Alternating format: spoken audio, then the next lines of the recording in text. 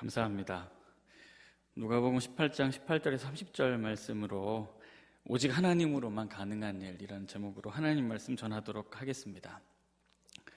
한 부유한 관리, 마태복음의 기록까지 추가해서 이 관리를 설명하자면 청년이면서 젊은이면서 부유한 많은 재산을 가지고 있는 관리가 하나님 나라에 들어가고자 하는 열망과 갈망을 가지고, 좀 더 다른 표현으로 한다면 어떻게 하면 구원과 영생을 얻을 수 있는지, 구원과 영생에 얻는 길에 대한 비밀을 가지고 예수 그리스도께 와서 겸손하게 질문합니다.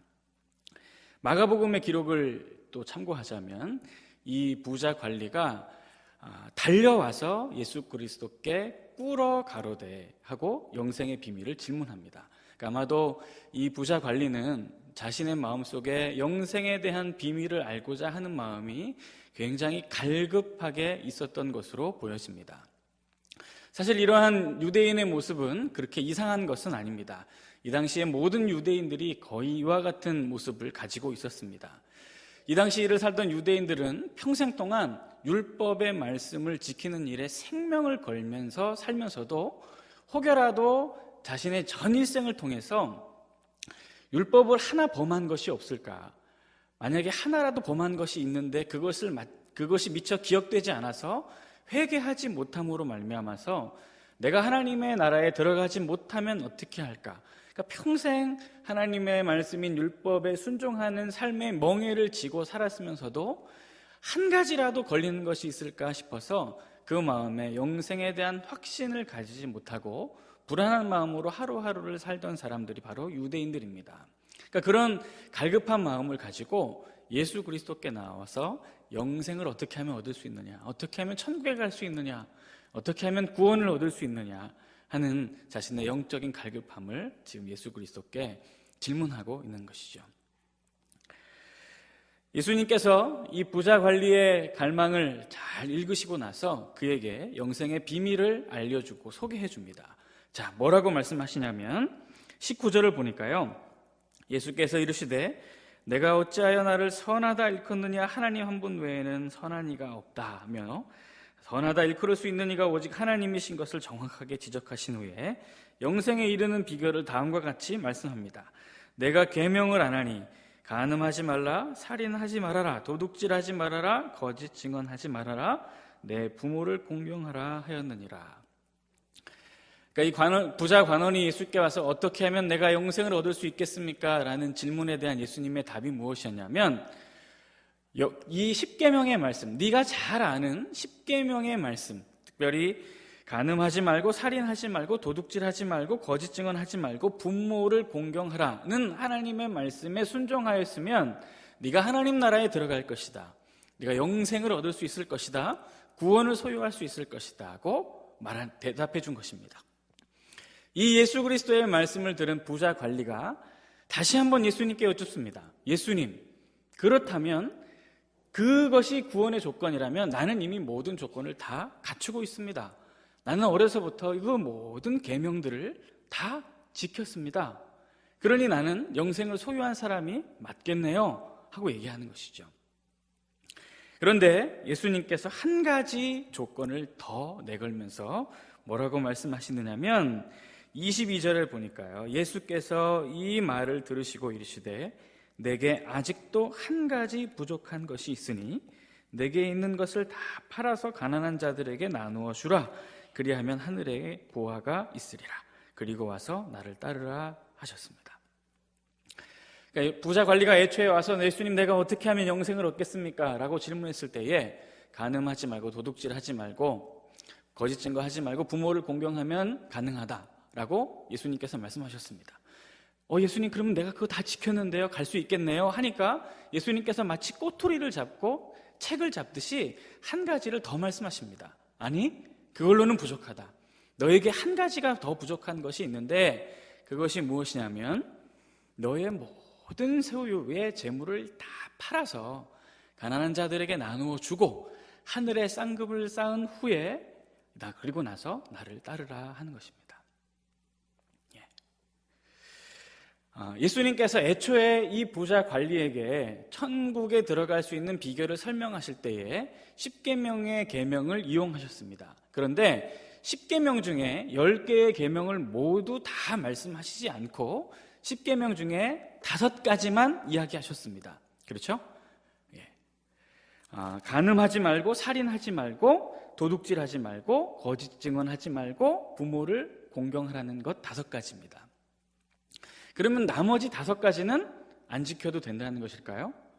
지금 예수님께서 언급하지 않고 있는 나머지 5가지의 계명이 또 있습니다. 예수님은 지금 이것을 이야기하는 것입니다. 그러니까 네가 지금 내가 얘기한 이 5가지의 계명 외에도 나머지의 10계명에 해당하는 다른 5가지의 계명을 더 지키면 그러면 네가 천국에 갈 수 있다는 것이죠. 그러면 예수님께서 언급하시지 않은 나머지 5가지의 계명이 어떤 것입니까? 1계명부터 4계명까지죠. 나 외에 다른 신을 내게 있게 하지 말고, 우상 앞에 절하지 말고, 이름을 망령되게 일컫지 말고, 안식일을 기억해서 거룩하게 지키고, 그리고 제일 마지막 10번째 계명 무엇입니까? 내 이웃의 소유를 탐하지 말라는 것입니다. 이 1계명부터 4계명까지의 계명의 핵심되는 내용이 무엇이죠? 너의 마음속에 있는 모든 우상들, 하나님보다 더 사랑하는 것들을 다 그 마음과 삶에서 제해버리고 오직 하나님만을 사랑하는 것, 이것이 1계명부터 4계명까지 계명의 핵심입니다. 그리고 마지막 10번째 계명의 핵심은 무엇이냐면 너의 마음속에 있는 탐심, 탐욕의 마음을 버리라는 것이죠. 그럼 예수님께서 지금 네가 부족한 한 가지가 무엇이냐면 너의 마음속에 있는 여전히 탐심이 있고 너의 마음속에 여전히 하나님만을 사랑하는 마음이 부족하다고 말씀하는 것입니다. 그것을 표현을 달리해서 네가 가진 모든 소유를 다 팔아서 가난한 자들에게 나누어 주고 그리고 하늘의 상급을 쌓은 후에 나를 따르라고 얘기하고 있는 것이죠. 즉 예수님께서는 모든 소유를 다 팔아서 가난한 자에게 줄 수 있는 그 삶이야말로 그 마음속에 있는 모든 탐심이 버려지고 그 마음속에 있는 다른 어떤 것들을 사랑하지 않은 채 오직 하나님만을 사랑하는 마음으로 인정하시는 것입니다. 그리고 지금 이 부자 관원에게 너에게는 그 마음, 탐심을 버리는 마음, 오직 하나님만을 사랑하는 마음이 부족하다고 말씀하시는 것이죠. 이러한 예수 그리스도의 말씀을 들은 부자 관원의 반응이 어떠했습니까? 23절을 보니까요, 그 사람이 큰 부자이므로 그 사람에게 재물이 너무 많아서 그 많은 재물을 인해서 이 말씀을 듣고 심히 근심했다고 말합니다. 마가복음의 기록을 빌리자면 슬픈 기색을 띠고 근심하며 돌아갔습니다. 이 예수 그리스도의 말씀을 받아들일 수 없었던 것이죠. 도무지 이해할 수 없었던 것입니다. 기꺼이 동의할 수 없었던 것입니다. 그래서 그가 가지고 있는 많은 재물을 인해서 슬픈 기색을 띠고 근심하며 돌아갔던 것이죠. 예수님은 이 쓸쓸히 돌아가는 부자 관원의 모습을 보면서 사람들에게 이렇게 말씀하셨습니다. 하나님 나라에 들어가는, 재물이 있는 자가 하나님 나라에 들어가는 것이 마치 낙타가 바늘구멍으로 들어가는 것보다 어렵다.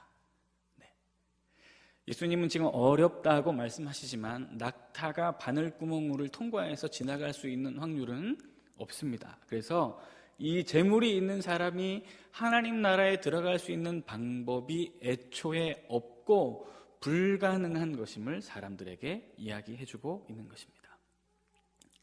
그러면 여기서 우리가 이 부자 관리의 모습을 볼 때 참 안타깝고 측은히 여기는 마음을 갖게 되는 경우가 많이 있습니다. 아이고, 그 마음에 저렇게 갈급한 심령을 가지고 예수께 나와 영생의 비밀을 구하고 그 답을 들었으면 그 말씀에 순종해서 그 소유를 다 좀 팔고 예수 그리스도를 쫓아 영생의 비밀을 얻고 구원에 이르는 은혜를 얻었으면 좋았을 텐데, 그런 마음이 우리 모두에게 있죠. 그러나 우리 모두가 다 이 사람에 대해서 안타까운 마음을 가질 만한 사람들은 또 아닙니다. 무슨 뜻이냐면 이런 의미입니다. 제가 여러분들에게 질문 하나 할게요. 만약에 예수님께서 지금 저를 통해서 이 본문의 말씀을 있는 그대로 여러분들에게 말씀하신다고 생각해 봅시다. 그러니까 지금 예수님께서 저를 통해서 여러분들에게 정말 예수 그리스도의 신실한 제자로 살면서 구원받은 하나님 자녀의 모습답게 구원을 소유하고 살고 싶으냐? 그러하다면 너의 모든 소유를 다 팔아 가난한 자들에게 나누어주고 하늘의 상급을 쌓으라는 하나님의 말씀에 여러분들은 순종하실 수 있으시겠습니까? 조금 더 원색적으로 질문할까요? 모든 소유를 다 팔아서 가난한 자들에게 주고 나를 따르라 했습니다. 그러면 여러분들 오늘 직접 여러분들 자가용을 가지고 운전해서 오신 분 계시죠? 여러분들 차키 여기다 반납하세요. 여기다 단상에다 올려놓고 가십시오. 제가 여러분들이 반납한 차키 가지고 내일 중고차 시장에 가서 여러분들이 내놓은 차 다 팔아서 현금으로 바꾼 뒤에 이 북가자동의 어려운 이웃들, 가난한 이웃들을 위해서 다 사용하겠습니다. 비단 여러분들이 가지고 있는 차뿐만 아니라 여러분들 집 매매 계약서, 전세 계약서 다 가지고 오세요. 그것뿐만 아니라 여러분들이 가지고 있는 고가의 핸드폰, 집에 있는 고가의 전자제품들, 액세서리, 귀걸이, 목걸이, 반지 다 가지고 오세요. 여기다가 다 두고 가세요. 그러면 그거 다 팔아가지고 이 지역의 어려운 사람들, 가난한 이웃들 위해서 기꺼이 사용하겠습니다. 자, 기꺼이 이 말씀에 순종하실 수 있는 분 과감히 손 들고 일어나서 차키, 장신구 다 빼서 여기에 단상 위에 올려놓으실 수 있으시겠습니까? 저도 지금 손에 결혼 반지 하나 끼고 있는데 글쎄요, 내놓을 수 없을 것 같습니다. 우리 중에 그 누가 가난한 자들에게 모든 소유를 팔아서 나누어주고 하나님을 쫓으라는 이 명령에 진짜 문자적으로 그대로 있는 그대로 순종할 수 있겠습니까? 만약에 이것이 우리도 불가능하다면 우리 역시도 구원에 이르는 것이 불가능한 것은 아닌가 하는 탄식이 우리에게도 있을 것입니다. 여러분, 부자가 어떤 사람입니까? 재물이 있는 사람이 어떤 사람입니까? 진짜 한 삼성전자의 이건희 회장 정도 되는 사람을 가리켜서 재물이 있는 사람이라고 이야기하고 부자라 이야기할 수 있습니까? 만약 길거리에서 노숙하는 사람이 평범하게 그냥 식당에 들어앉아서 한 끼 식사를 해결하는 사람을 보면 저 사람은 재물이 있는 사람이구나라고 생각하지 않겠습니까? 즉 부자는, 재물이 있는 자는 절대적인 개념이 아닙니다. 누구든지 재물이 조금이라도 있는 자, 그 삶의 소유가 있는 자는 결단코 하나님 나라에 들어갈 수 없다. 마치 낙타가 바늘길을 통과하면 통과했지 재물이 있는 사람이 그 삶의 소유를 포기하고 버리고 하나님을 쫓는 그 믿음을 보일 사람은 없다는 것이 예수 그리스도의 말씀입니다. 오늘 제가 섬기고 있는 교회에 함께 사역하고 있는 강도사님께서 목사 안수를 받는 날이어서 오전에 목사 안수식에 다녀왔습니다. 목사 안수를 받을 때 저도 이제 한 1년 전의 일이네요. 목사 안수를 받을 때 마음이 얼마나 뭉클했는지 모릅니다. 제가 섬기던 교회 담임 목사님께서 제 머리에 안수하고 이제 목사 안수를 줄 때에 진짜 마음에 이런 기도가 절로 나오더라고요. 하나님, 이 세상의 모든 것들 다 버리고 세상의 자랑, 영광 다 버리고 육신의 정욕, 안목의 정욕, 이생의 자랑 다 버리고 오직 주를 위해 진짜 몸과 마음과 삶을 다 던져서 마음껏 쓰임받다가 한평생 주를 위해 후회 없이 살다 가는 생애가 되게 해주십시오. 그렇게 기도했던 1년 전의 마음이 기억이 났습니다. 그런데 지난 1년간의 제 삶을 돌아보니까 사실 부끄러운 모습이 참 많이 있는 것을 고백하지 않을 수 없었습니다. 저는 원래 집이 부천입니다. 근데 지금 사역하고 있는 교회는 대구입니다. 아무 연고도 없고 아는 사람이 없는 곳으로 제 아내와 함께, 그것도 만삭인 아내와 함께 작년 연말에 대구로 내려갔습니다. 교회에서 지원해주는 전세 자금을 가지고 전세방을 얻으려 만삭의 아내와 함께 추운 겨울에 돌아다녔습니다. 근데 그 전세 자금이 진짜 넉넉하고 만약에 넉넉하지 않고 저희 집이 부자고 제가 부자라 돈이 많으면 까짓 거 걱정할 게 뭐 있겠습니까? 그런데 주어진 돈 안에서 전세방을 구하려니까 이게 너무 쉽지 않더라고요. 그래서 제 마음에 드는 생각이 뭐냐면, 돈이 좀 더 있었으면. 이래서 사람들이 돈 하는구나. 돈 이거 진짜 아쉽구나. 이 돈 좀 더 있었으면 이 만삭의 우리 안에 고생 안 시킬 텐데, 진짜 한없이 작아지는 남자가 되어가는 사명자, 목사로서의 부르심은 온데간데 없고 진짜 돈 없어 전세방 얻어 구하는 그 연약하고 불쌍한 모습에 얼마나 제 마음이 낙심되고 좌절되었는지 모릅니다. 그 외에도 순간순간마다 제게 없는 것들을 인해서 많이 근심하고 아파하면서 기도하면서 그렇게 1년을 살았습니다. 하나님을 위해서, 복음을 위해서, 교회와 성도들을 위해서 모든 것을 다 버리고 다 던지고 불꽃같이 살다가 아무것도 없이 빈털터리로 살아도 족하다는 그런 마음으로 목사가 되었고 헌신하는 삶을 살았지만, 여전히 결정적인 순간에 내게 없는 것을 인하여 또 내게 있는 것을 내려놓지 못하는 내 자신을 보면서 낭망하고 근심했습니다. 아마도 이 본문에 등장하는 부자 관원의 마음이 똑같았으리라고 생각합니다. 어려서부터 나름으로 최선을 다해서 신앙생활했습니다. 거짓말하지 않고 부모를 공경했고 간음하지 않고 나름으로 윤리와 도덕을 정직하게 지키며 하나님 말씀을 정직하게 성실하게 지키며 최선을 다해서 살아왔습니다. 그런데 그 마지막에 예수님께서 네가 가진 모든 소유를 다 팔아 가난한 자들에게 주고 나를 따르라. 네 마음속에 있는 모든 탐심의 뿌리를 다 제하고 그 마음에 하나님보다 사랑하게 될 수 있는 가능성들을 다 버리고 오직 하나님만을 사랑하는 그 마음으로 나를 쫓으라는 이 물음 앞에 슬픈 기색을 띠며 근심하고 돌아가는 이 관원의 모습이 제 모습과 그렇게 크게 다르지 않다는 생각에 마음이 많이 무거웠습니다. 사랑하는 성도 여러분, 우리도 같은 고민이 있다고 생각합니다. 아까 우리 기도하신 권사님께서 세상에서 살다 보니까 교묘하게 세상과 규합하고 타협하고 합리화하는 모습을 발견하는 그런 모습으로 참 애통해하면서 드리는 기도를 참 저도 절실히 공감하면서 들었습니다. 여러분, 이것이 우리의 마음 아니겠습니까? 우리도 마음으로 바라는 마음이 간절합니다. 진짜 이 하나님의 말씀, 모든 소유를 다 팔아서 가난한 자들에게 나누어주고 주를 따르라는 이 하나님의 말씀 순종하고 싶지 않지가 않아요. 정말 나도 순종하고 싶습니다. 정말 세상의 모든 것들을 다 버리고 사심 없이 하나님만을 신실하게 섬기고 하나님만을 정말 사랑하는 삶으로 살기를 나도 원합니다.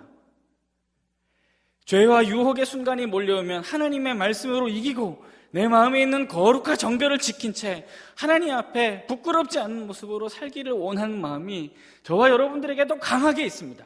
그러나 결정적인 순간이 되면 우리가 가진 재물로 인하여, 소유로 인하여, 우리가 가진 생각으로 인하여 이제까지 길들어진 우리의 삶의 습관들과 버릇들로 인해서 하나님의 말씀을 거부하고 교묘하게 다시 세상으로 돌아서는 탄식이 저와 여러분들에게도 있는 것 아니겠습니까? 오늘 이 탄식 가운데 나온 부자 관원에게 예수님께서 말씀하시는 것이 이것입니다. 너의 마음속에 있는 모든 탐심과 우상을 제하고 하나님만을 사랑하라. 그런데 아이러니하게도 예수님께서 이것이 불가능하다고 얘기합니다. 그래서 이 말을 듣고 낭망한 사람들이 예수님께 묻습니다. 예수님, 26절을 보니까요, 듣는 자들이 이르되 그러면 누가 구원을 얻을 수 있습니까? 그러면 누가 구원을 얻을 수 있습니까? 하나님의 복을 받아 재물이 많은 부자도, 하나님의 축복을 받았다는 부자도 하나님 나라에 들어갈 수 없다면 그러면 누가 하나님 나라에 들어갈 수 있습니까? 누가 구원을 얻을 수 있습니까? 예수님께서 다시 또 아이러니하게 말씀하십니다.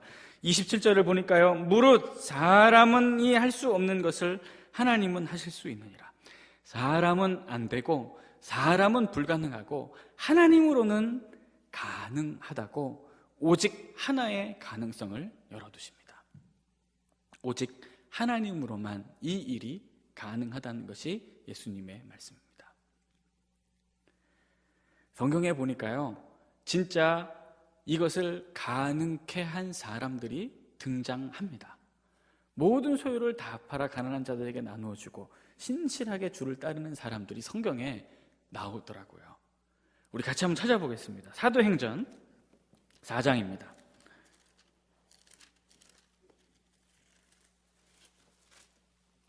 사도행전 4장 32절입니다.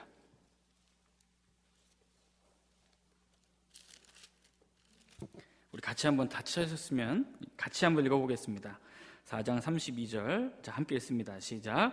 믿는 무리가 한 마음과 한 뜻이 되어 모든 물건을 서로 통용하고 자기 재물을 조금이라도 자기 것이라 하는 이가 하나도 없더라. 아멘. 초대교회 성도들이 이 예수 그리스도께서 불가능하다고, 차라리 낙타가 바늘기로 들어가면 들어갔지 재물이 있는 자가 소유를 팔아 하나님을 따르는 것이 불가능하다고 한 이 예수 그리스도의 말씀을 정확히 뒤집고 이 일을 가능케 한 사람들이 있었습니다. 그런데 그 비결을 33절에서 말합니다. 33절을 보니까요, 사도들이 큰 권능으로 주 예수의 부활을 증언하니 무리가 큰 은혜를 받아 그 중에 가난한 사람이 없으니 이는 밭과 집 있는 자는 팔아 그 판 것의 값을 가져다가 사도들의 발 앞에 두매 그들이 각 사람의 필요를 따라 나누어 줌이라 했습니다. 가난한 자들에게 모든 소유를 팔아 모든 것을 나누어 주고 가난한 자가 없이 신실하게 하나님을 따랐던 사람들, 그들이 이런 일을 할 수 있었던 원동력에 대하여 사도행전 4장 33절이 이렇게 증언합니다. 사도들이 큰 권능으로 주 예수 그리스도의 부활을 증언하니 그들이 그 마음에 큰 은혜를 받아서 자신의 모든 소유를 다 팔아 가난한 자들에게 나누어 주고 하나님을 따랐다고 말합니다. 그 누구도 사람의 결단으로는 불가능하지만 성령께서 주시는 감동으로 부활의 예수 그리스도를 복음으로 듣고 그 마음속에 부활의 예수 그리스도로 가득하여 이 마음이 성령에 사로잡히면 이것은 그때 비로소 가능한 것이 됨을 예수 그리스도께서 이야기하는 것입니다. 사람의 결단과 능력으로는 절대로 불가능하지만 우리를 위하여 십자가 지시고 부활하시고 승천하시고 다시 오실 예수 그리스도의 말씀이 그 10년 가운데 선포되자 그 10년 가운데 성령으로 사로잡힘 받은 자들이 그 마음에 온전히 하나님으로 가득 차서 자신의 마음속에 내가 가지고 있는 소유가 아깝게 생각되거나 귀하게 여겨지는 마음이 자연적으로 그 마음 바깥으로 다 밀려나고 오직 이 안에 하나님으로만 가득해서 모든 소유를 다 팔고 하나님을 따르는 그런 삶으로 하나님 앞에 영광을 돌렸다는 것입니다. 또 있습니다. 누가복음 19장에 우리가 잘 아는 삭개오가 등장합니다. 누가복음 19장으로 한번 오셔서요, 19장 8절 말씀을 보니까요, 삭개오가 서서 주께 여짜오되 주여 보시옵소서 내 소유의 절반을 가난한 자들에게 주겠사오며 만일 누구의 것을 속여 빼앗은 일이 있으면 내 갑절이나 갚겠나이다 했습니다. 그러자 예수님께서 이 삭개오의 이야기를 듣고 예수께서 이르시되 오늘 구원이 이 집에 이르렀다고 선포하셨습니다. 당시 유대인들이 회개를 하려면 그 마음으로 뉘우치고 주여 용서옵소서 기도한다고 이것이 회개가 되었던 것이 아닙니다. 회개는 반드시 가시적인 보상을 지불해야만 회개로 인정받을 수 있었습니다. 특별히 이 시대 세리의 경우에는 만약 자신의 양심에 거리낀 재산을 축적한 것이 있다면 그 축적한 것을 되갚는 것은 물론이거니와 5%의 이자를 더해서 그 빚을 청산해야 했습니다. 그러니까 자기의 소유를 다시 되갚는 것은 물론이거니와 거기에 더 얻는 대가를 지불해야만 이 세리들은 비로소 회개로 인정받을 수 있었기에 이 당시 세리는 회개할 수 없는 사람들의 부류에 속하던 사람들이었습니다. 그런데 세리장인 삭개오가 회개합니다. 예수님, 만약 내가 누군가의 것을 속여 빼앗은 일이 있으면 내가 4배나 갚겠습니다. 그리고 내 소유의 절반을 팔아서 가난한 자들에게 나누어 주겠습니다. 예수님은 부자 청년에게 네 모든 소유를 다 팔아서 가난한 자들에게 주라 했지만 삭개오는 반만 팔아도 너는 구원받았다고 했습니다. 그 마음에 성령으로 인한 진실로 삶의 고백이 우러나왔기 때문입니다. 예수 그리스도를 보고자 하는 삭개오의 마음은 간절했습니다. 3절에 보면 그가 예수께서 어떤 사람인가 보고자 하되, 이 보고자 하되라는 단어가 헬라어로 제테오라는 단어인데요, 이것은 단순히 보고자 찾는다는 뜻이 아니라 눈에 불을 켜고 찾고 또 찾는 것을 의미합니다. 이렇게 삭개오는 예수 그리스도를 갈망했습니다. 그런데 예수 그리스도께서는 삭개오를 더 보고 싶고 더 찾았습니다. 우리 10절을 보시면요, 인자가 온 것은 잃어버린 자를 찾아 구원하려 함이라 했습니다. 여기서 기록되어 있는 이 잃어버린 자를 찾는다 할 때 찾는다와 삭개오가 보고자 할 때 보고자 한다는 이 단어가 같은 뜻입니다. 즉 예수님께서 삭개오를 정말 찾고자 눈에 불을 켜고 찾고 또 찾으셨습니다. 그리고 마침내 나무 위에 올라가 있는 삭개오에게, 그 누구도 말을 걸지 않고 죄인이라 정죄하고 욕풍가락질하는 삭개오에게, 삭개오야 내려와라, 내가 오늘 너희 집에서 하룻밤 같이 잘게, 오늘 내가 너의 친구가 되어줄게 하고 일방적인 구원의 은혜의 손길을 그 죄인에게 미치십니다. 그러자 삭개오가 다음과 같이 반응하는 것입니다. 예수님, 내 소유의 절반을 팔아서 기꺼이 가난한 자들에게 다 주겠습니다. 그리고 혹 속여 빼앗은 것이 있다면 4배나 더해서 갚는 한이 있어도 제가 갚겠습니다. 예수 그리스도께서 일방적으로 베푸시는 구원과 십자가의 은혜에 감동된 삭개오가 그 마음과 삶의 진정한 변화가 일어났던 것이죠. 다른 것으로는 방법이 없습니다. 오직 성령으로 말미암아 하나님께 사로잡힌 자만이 예수 그리스도께서 말씀하시는 모든 소유를 다 팔아 가난한 자들에게 나누어주고 나를 따르라는 그 말씀에 순종할 수 있을 것입니다. 누구든지 성령으로 말미암지 아니하고는 예수 그리스도를 주라고 고백할 수 없다고 말씀했습니다. 누구든지 성령으로 하지 아니하고는 하나님을 아버지라고 시인할 수 없다고 했습니다. 바꿔 말하면 누구든지 성령으로 사로잡히지 아니하고는 구원을 얻을 자가 없습니다.